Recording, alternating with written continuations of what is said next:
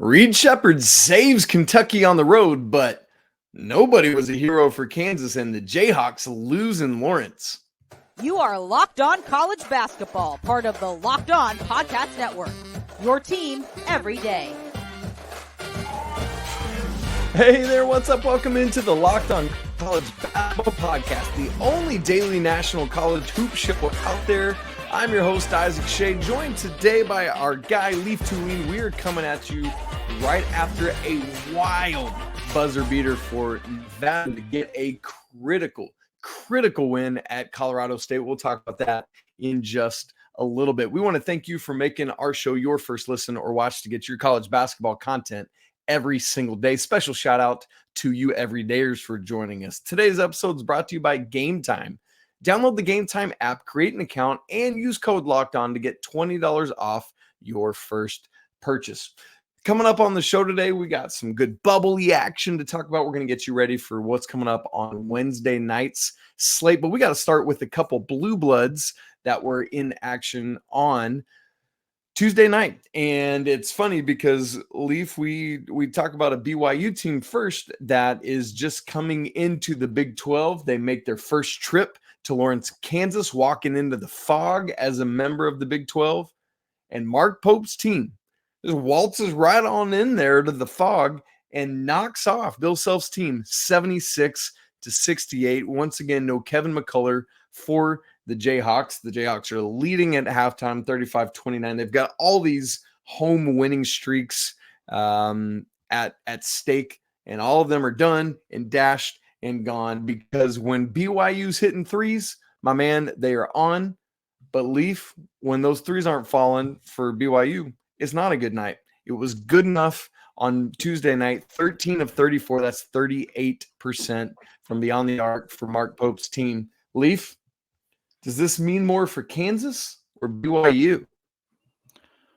Kansas, in the sense of everyone has this like, oh, that's Kansas. They run the Big 12, and they deserve to have that label. And that's why they're the biggest brand in the Big 12, and they deserve to have that label.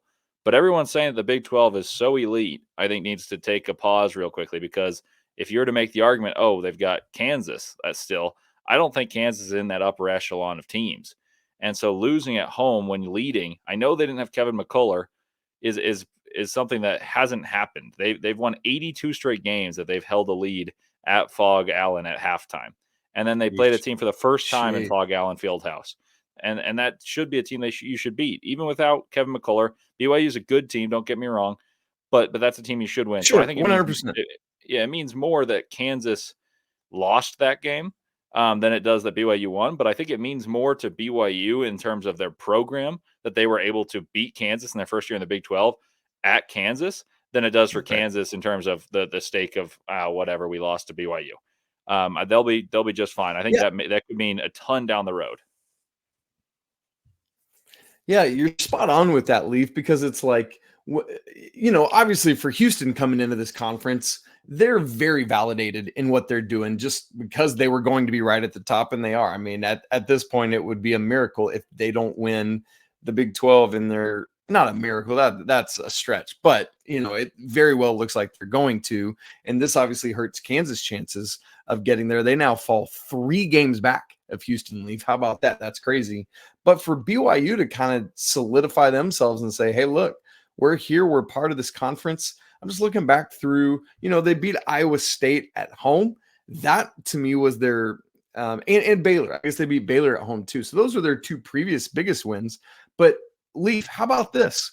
This means that in their first year in the Big 12, they've now beaten Iowa State, Baylor, and now Kansas. But this is the big one because the other 2 are both at home. This one is in a place where people do not go win basketball games. That's the biggest win of the season, even if they're to win some big games in the tournament, because no one beats Kansas at Kansas, and no one beats Kansas in Big 12 play. Like, historically, that's just not happened. So to do that in your inaugural season is enormous. Mark Pope and BYU, I owe an apology. I was skeptical coming into the season, saying, and even early in the season where they were through the roof in terms of their Ken Palm, their net, and all this stuff that I think is slightly inflated due to weak schedule. but they've battled through adversity and beaten good teams. I think the Big 12 is overrated? I do, and I've said that loud and clear, and I'll argue with anyone who thinks You've been on that differently. train. I've not been, to be like, just to put it out there. I've continued to stay on with the Big 12, so I like that we have that dichotomy. I think there's something to be said that they're still the best conference. I just don't think they're as good as everyone says. Like the ACC in 2019, as you well know, had three number one seeds. Yeah. So I think that the BYU win means more than it does as a program, but not more in terms of the Big 12 landscape. The Big 12 landscape means more that Kansas lost because it means that the Big 12 is not as good as people think, in my opinion. Yeah, I hear you.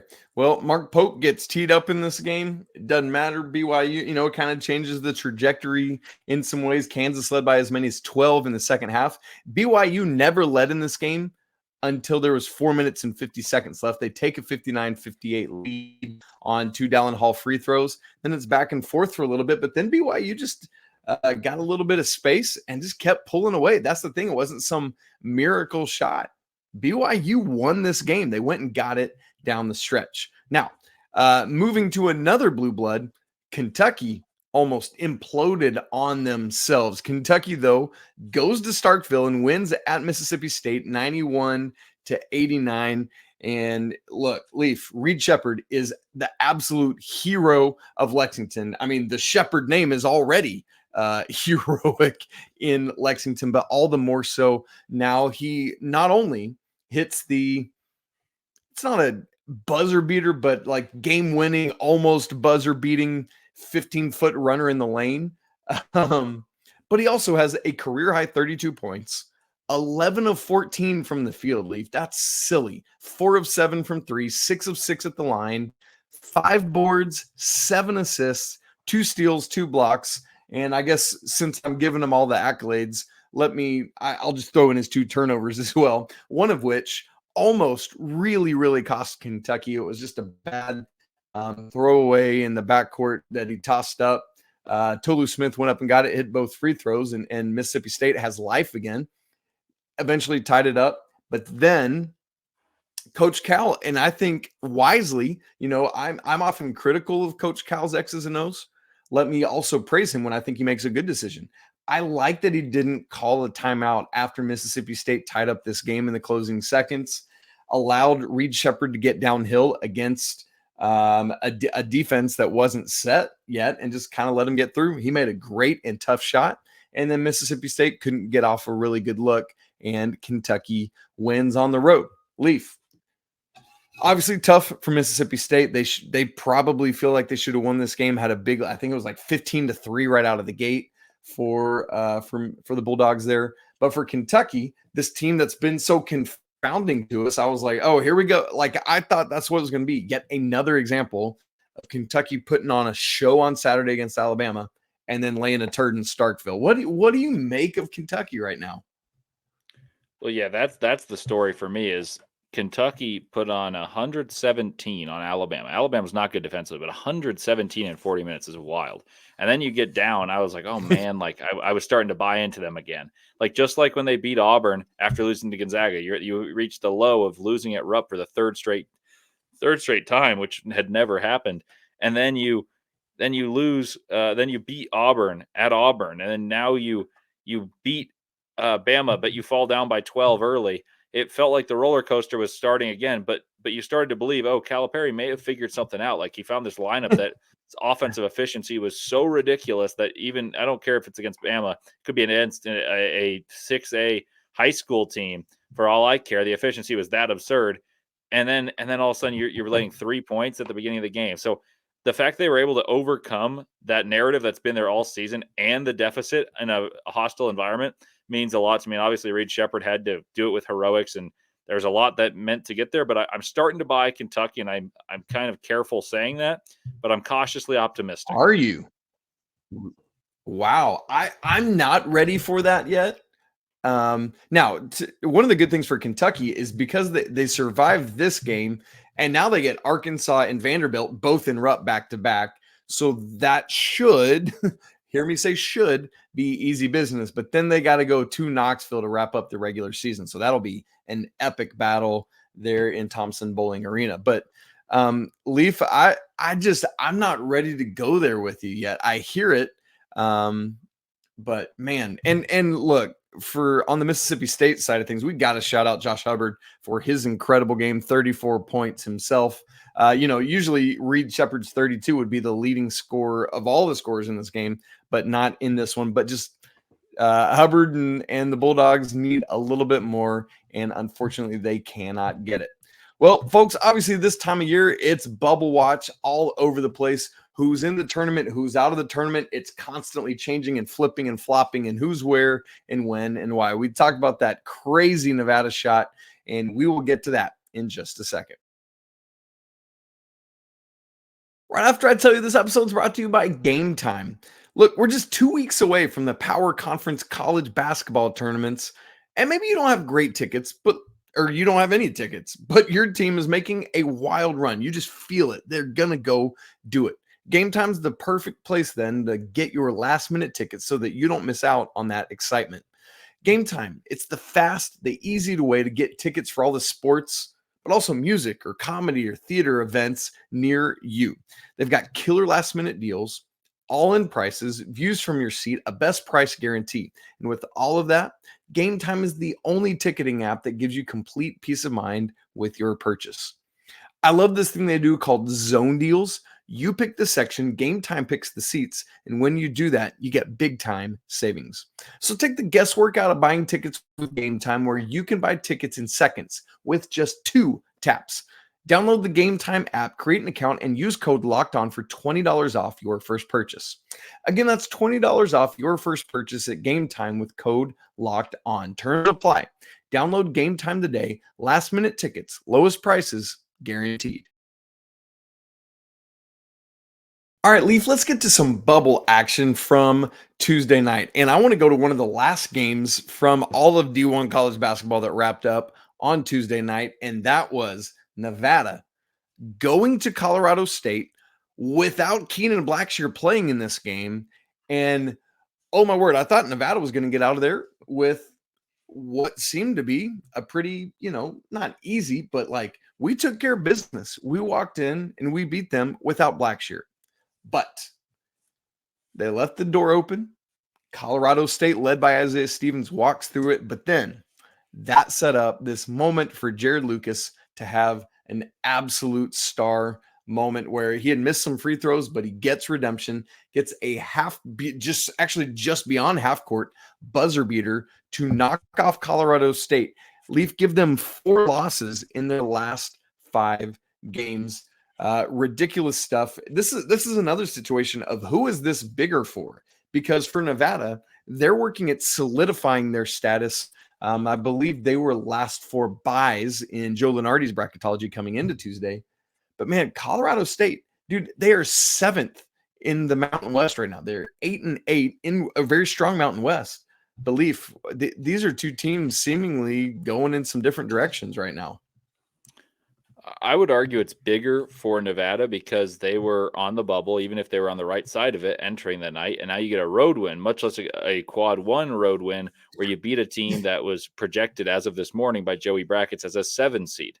That 7 seed somehow is 7th in their conference in a mid-major conference, a very good mid-major conference, but a mid-major one. So the fact that you beat a 7 seed on the road is probably means more.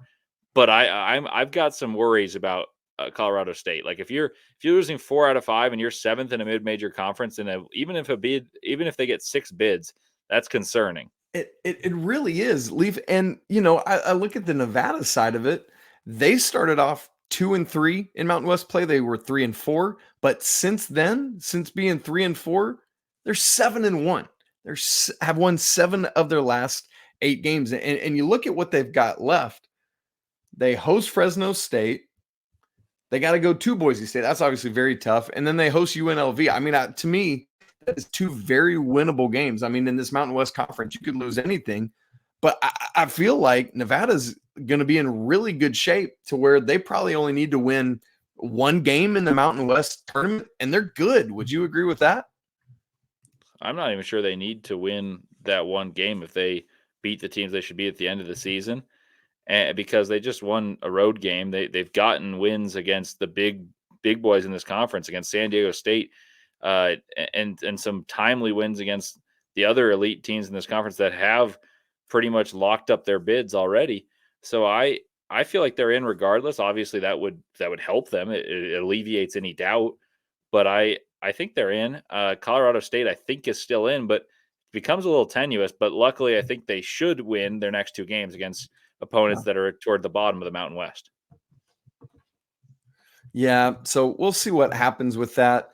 Some other really good Mountain West action around on Tuesday night. I'm thinking that here my computer's being very slow loading up those scores. San Diego State holds off San Jose State. It was close for a while, but they pull away and win by 8.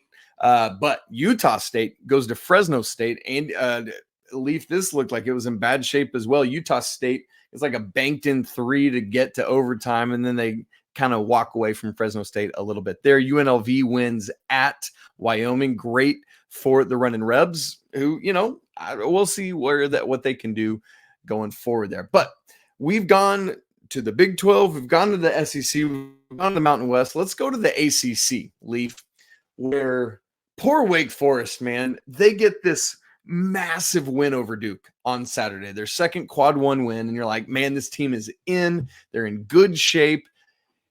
And they're going to Notre Dame on Tuesday. So you're feeling great about that. You just got to go win at Notre Dame, beat Micah Shrewsbury's team, and you're golden. But they didn't.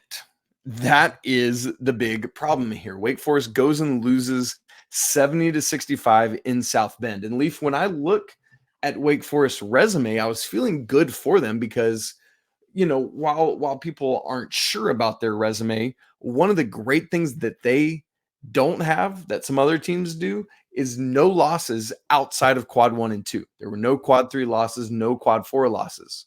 Arizona has a quad 3 loss. North Carolina has a quad 3 loss. That's some of the territory we're talking about.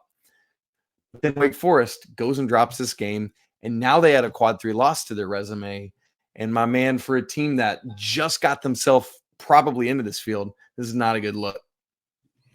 Well, yeah, I was reading an article today that was basically talking about the bubble teams that have wins that would keep them in even if they lose bad games, basically. And Wake Forest was prime amongst them because they just beat Duke. Yep. And the question was, okay, if you're able to beat Notre Dame, which was like a foregone conclusion, then you're in, because the rest of their schedule, like you can make those losses permissible if they were to happen, and then you should win. You probably don't go 0-4 to finish the year, but as long as that doesn't happen, you beat Notre Dame and you're fine. Well, now you lose to Notre Dame and your only win is Duke. It's interesting. Like, are they a lock? Yeah. I still think they're in, but it becomes tenuous. Very, very much so. And I like, that's not a place you want to be if you're Steve Forbes' club. I mean, looking last couple games, they're at Virginia Tech. They host Georgia Tech, who's had picked off a couple teams, and host Clemson. So that could be really good to end the regular season with Clemson. But then I think Wake Forest, we just talked about Nevada might not even have to win a Mountain West game. I really think Wake needs to get themselves at least one to feel good, not that they have to get in, but to feel good and comfortable with where they're at. Elsewhere, one other critical kind of bubble game in the ACC was Clemson beating Pittsburgh in Clemson 69-62. Obviously, we talk about who needs this more than the other. Pittsburgh critically needed that more so than Clemson, but obviously a great win for Brad Brownell's team to just kind of keep stamping their spot. One other kind of bubbly-ish game. Let's move back around to the Big 12. By the way, Houston won on Tuesday night, but Texas goes to Lubbock and wins 81-69. Good stuff there. Dylan DeSue leads all scorers with 21. Brock Cunningham just can't seem to go to Lubbock and not do something wild. He gets ejected from this game. Leaf, you've kind of been like, I don't know about Texas Tech, man. Are you still kind of there with them? Oh, absolutely. I think I said this 2 or 3 weeks ago when in Lenardi's projections, Texas Tech was a 4, and I was flabbergasted. I instantly went to Bovada and bet against them.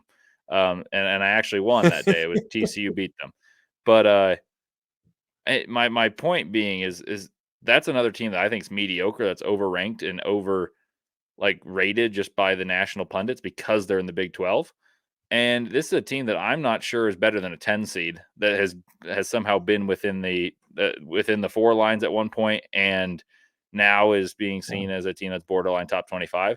So good for Texas. This is still a big win. You go to Lubbock, Texas, and that's a really tough place to play, and you get a dominant win, not just we won. They dominated this game. They were up the entirety of the game, and you spanked a rival.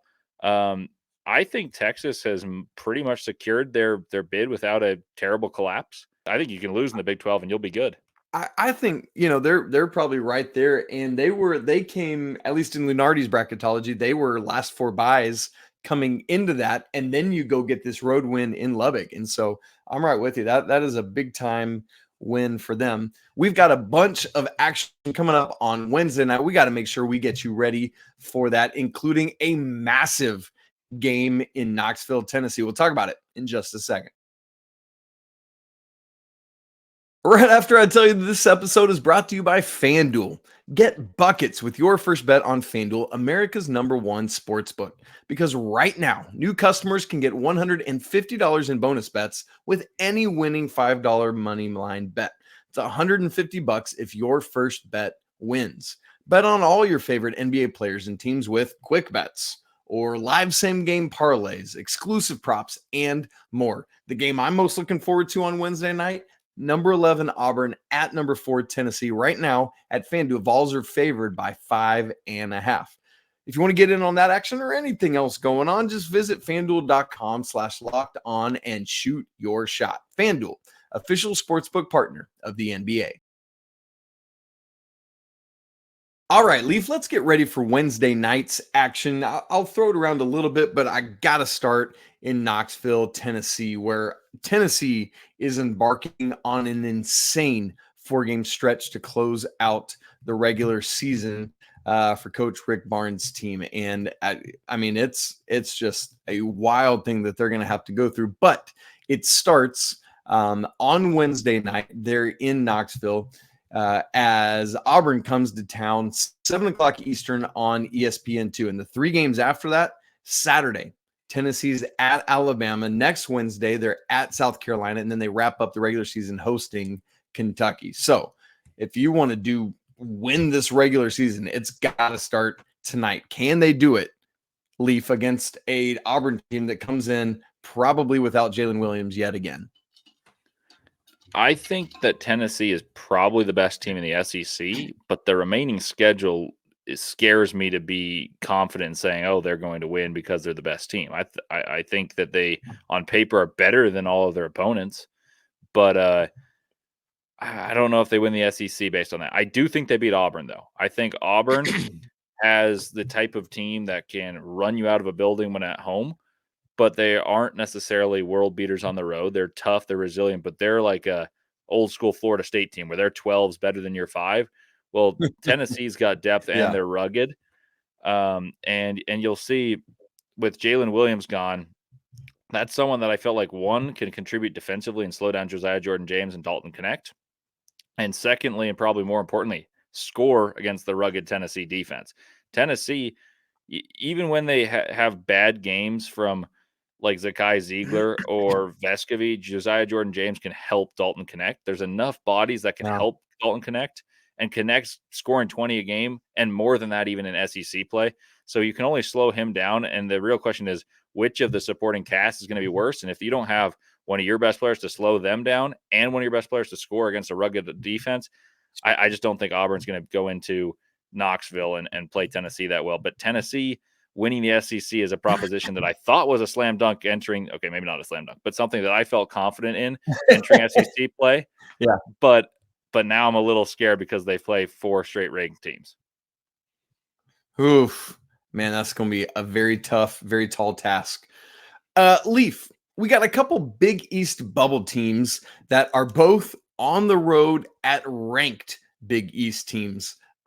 Who do you think of these two matchups has a better chance of winning tonight? We got Providence at number 5 Marquette, 7 Eastern on FS1. And then the game that immediately follows it on the same channel, Seton Hall at number 12, Creighton, 9, also on FS1.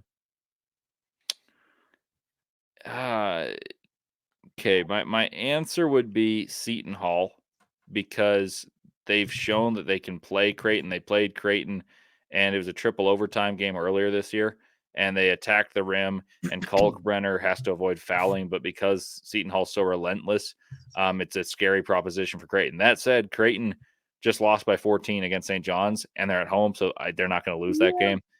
So I just don't think that one happens. But stylistically, Providence and Marquette's a difficult one because you can put Devin Carter and Tyler Kolek, but Oso Ighodaro and Cam Jones are going to get you buckets. And Devin Carter's going to have to work really hard to score with Marquette. Marquette's a very good offensive team, and Providence can usually stay in games at their home court by keeping your team under their average and having clutch, timely baskets and relying on home crowd. I don't think that happens in Wisconsin at Marquette, and especially against a team that scores with the ease that Marquette does. So the answer I would give is Seton Hall's more likely if there wasn't context, but there's context. So I really don't feel like either team wins. I do think St. John's can beat Butler, though. They're kind of bubble-ish. Yeah, I mean, what honestly, and I love some bubblicious action. And honestly, this could very well be some double bubblicious action, the St. John's and Butler game. So that one, 8:30 on CBS Sports Network. By the way, keep your eyes on that as well. Leaf, there's a Big 12 team. You know, we were talking about Texas Tech from playing Tuesday night. Oklahoma is another Big 12 team that has just, from where they were at earlier this season, undefeated for a good long while before their first loss was to North Carolina in the Jumpman Invitational. Oklahoma, not been as good, but they have a massive opportunity tonight going to Iowa State, number 8. This is 8 o'clock on the Big 12 network, ESPN+. Do the Sooners have any hope of winning this game? I think stylistically there's a chance, but it's really hard to play at Hilton Coliseum. The reason I say stylistically they have a chance is they have a good guard who can score against pressure in Javion McCollum. They have a couple players that are able to stretch your defense out, but I just don't think they have the horses that you need to go into Hilton Coliseum, and you need to have like absolute like all-American caliber players to go into Hilton and win. And I don't think they quite have those type of horses. And I know that they just beat West Virginia, Iowa State, but I still think the loss at Houston, where they were pretty thoroughly outplayed, is weighing on their mind. And to exercise their path of, hey, we're legitimate contenders, they got to win this game because they've passed Kansas up in the rankings standings of the Big 12. Houston, they beat on their home floor, so if they win, and pressure's on Houston then. So I think this is a game Iowa State will hold on to because it means a ton to them. But I do think Oklahoma is a better stylistic matchup for Iowa State than some other teams that are more prone to turnovers. Yeah, that's the word. I gave you 2 Big East games. Let me give you now 2 SEC games. We've got number 18 South Carolina at Texas A&M, 9:30 on SEC Network. Look, I'm to the point where I am not very hopeful for Texas A&M at all. But South Carolina going on the road, we'll see what happens there.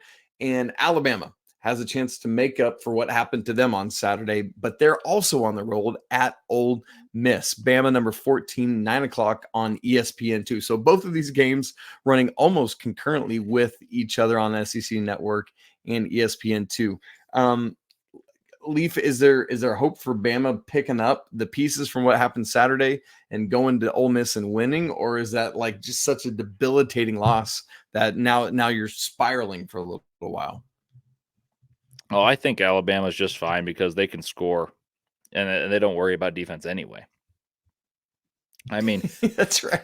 Frankly, they played terribly for most of the game against Florida and beat a team in Florida that I think is really good, just on sheer, like, we don't lose at home type of determination. And they're 98th in defensive efficiency right now. Yes, that got worse by the thrashing that Kentucky gave them, but they weren't top 70 before that. So I don't think it bothers them that much. Ole Miss, though, I do think could be a difficult matchup because they're coming off of 2 losses. And if Ole Miss wants any chance of making the tournament, this is a must-win game. So I think it becomes a more complicated game. And actually, I think Texas A&M is going to beat South Carolina. I don't think the pace being slowed down that South Carolina does, like they slow the pace down enormously. I don't think that bothers Texas A&M that much, despite having tons of athletes. Like typically you're like, oh, an athletic team wants to get out and run. And like logic would dictate that. But Texas A&M has 2 guards that are all SEC caliber and frankly could be All-Americans if they were more consistent or their team was more consistent, led by them. So I think they have the guards. Which is why they're in the position they're in. Exactly. Yeah, exactly. And I think they have a chance. I think they have a chance to win this game. And actually, I would say that they should win this game. I don't think South Carolina is as good as their ranking indicates. I think Texas A&M needs this game so badly that they're going to win it.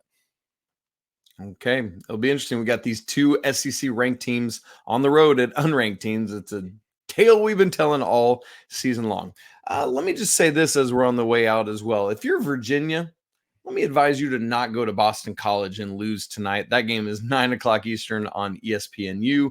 Things are just getting a little tenuous for Tony Bennett's team. And we've got the 2 Arizona Pac-12 schools matching up. Number 6, Arizona at Arizona State, 10:00 on the Pac-12 network for those of you that actually have access to watching that, which I never have been able to get. So we'll see how Coach Lloyd's team can do in that one.